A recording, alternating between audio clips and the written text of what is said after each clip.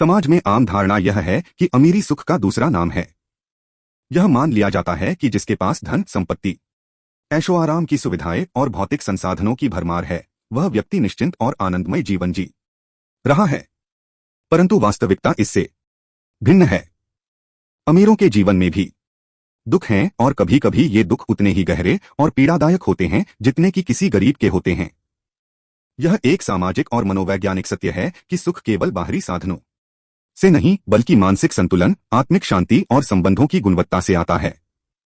अमीरों के दुखों का सबसे बड़ा कारण उनकी संपत्ति के प्रति सुरक्षा की भावना होती है। जितना सत्य है कि सुख केवल बाहरी साधनों से नहीं बल्कि मानसिक संतुलन, आत्मिक शांति और संबंधों की गुणवत्ता से आता है। अमीरों के दुखों का सबसे बड़ा कारण उनकी संपत्ति के प्रति असुरक्षा की भावना होती है। जितना अधिक धन एक व्यक्ति के पास होता है, उतना ही अधिक वह उसे खोने के भय में जीता है। उसे डर होता है कि कहीं उसकी संपत्ति चोरी न हो जाए, व्यवसाय में घाटा न लग जाए या फिर कोई कानूनी संकट उसकी पूंजी को छीन न ले।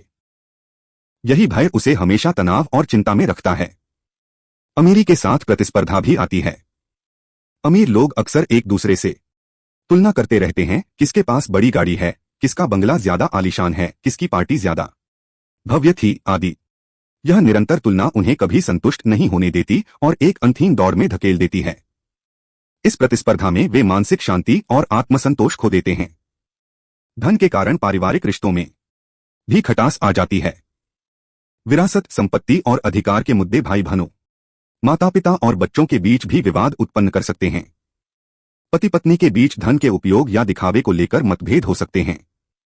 ये मतभेद धीरे धीरे गंभीर रूप ले सकते हैं और पारिवारिक सुख शांति को छीन सकते हैं। अमीर व्यक्ति अपने व्यवसाय या पेशे में इतना अधिक व्यस्त रहता है कि उसके पास परिवार, मित्रों और स्वयं के लिए समय नहीं होता।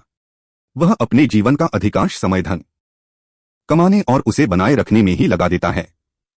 यह समय की कमी उसे भावनात्मक रूप से खोखला बना देती है और उसका जीवन यंत्रवत हो जाता है।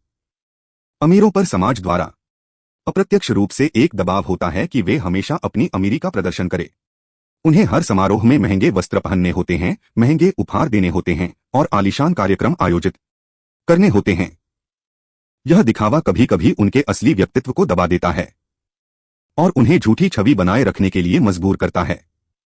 अक्सर देखा गया है कि अमीर लोग अत्यधिक आरामदायक जीवन शैली के कारण शारीरिक रूप से सक्रिय नहीं रहते, जिससे मोटापा, डायबिटीज, उच्च रक्तचाप जैसी बीमारियां उन्हें घेर लेती हैं। वहीं दूसरी ओर तनाव और चिंता मानसिक स्वास्थ्य को प्रभावित करते हैं। यह शारीरिक और मानसिक बीमारियां उन्हें दुखी बना देती हैं। धन तो मिलता है लेकिन आत्मिक शांति नहीं। अमीर लोग बहुत कम समय खुद के भीतर झांकने या आत्ममंथन करने में लगाते हैं। भौतिकता की चकाचौंध में वे आत्मा की आवाज सुन ही नहीं पाते। यही कारण है कि वे स्थायी सुख का अनुभव नहीं कर पाते, भले ही उनके पास सब कुछ हो। अमीर लोग अक्सर इस चिंता में रहते हैं कि उनकी संपत्ति को सही उत्तराधिकारी मिलेगा या नहीं। अगर उनके बच्चे जिम्मेदार नहीं हैं, तो यह चिंता उन्हें बहुत बड़ा मानसिक तनाव दे सकती है।